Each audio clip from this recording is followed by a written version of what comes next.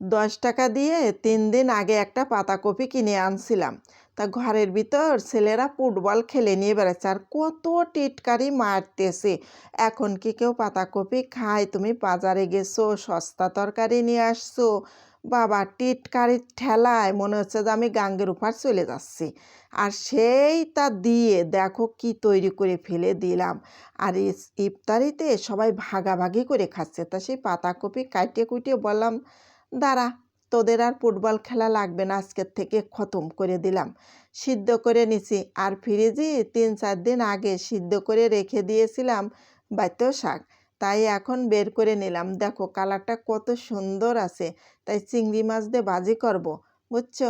আর এই দিকে দেখো, এই যে সেই পাতাকপি আলু সিদ্ধ করে নিছি, যাতে একটু দুমড়ায় মুমড়ায় যায়, কারণ কচকুচে থাকে তো, একটু সিদ্ধ করে নিলে পারা ভালো হয়। তাই এদিকে বেসন দিয়ে দিচ্ছি আর একটুখানি ময়দার গুঁড়ো দিয়ে দিচ্ছি। যদি ময়দার হাতের কাছে না থাকে তো একটু আটা দিলেও হবে, তা চাউলের গুঁড়া দিলেও হবে। তা আমি এই যে বেসন আর একটুখানি ময়দা আর মরিচ, পেঁয়াজ, লবণ, হলুদ সব কিছু দিয়ে ভালো করে মেখে তারপরে এই যে কাটলেট শেপ দিয়ে দিচ্ছি।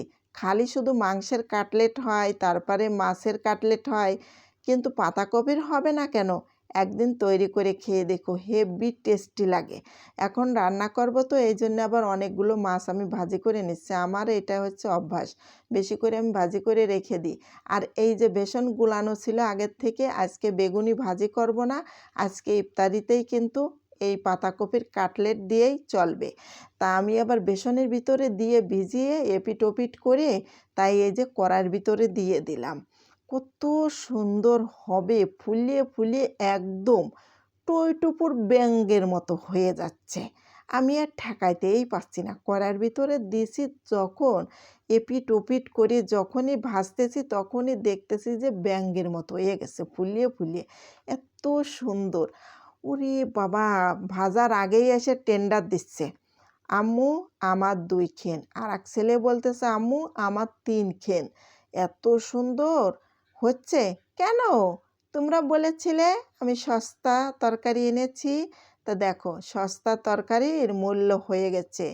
কাউকে সস্তা ভেবো না, খালি শুধু সস্তা করতে করতে সবাই সস্তা হয় না। সস্তা জিনিস দিয়েও কিন্তু আবার দামি জিনিস তৈরি করা যায়। তাই যে দেখো কত সুন্দর করে দামি জিনিস তৈরি করে ফেলেছি, দেখছো? মচমচে ফুলকো ফুলকো, ভিতরটা দেখো কত সুন্দর কালার হয়েছে। শুধুও খাইতে পারবা, সস দিয়েও খাইতে পারবা।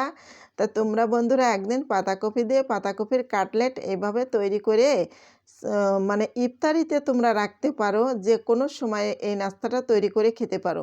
বন্ধুরা চলে গেলাম, সবাই ভালো থাকো।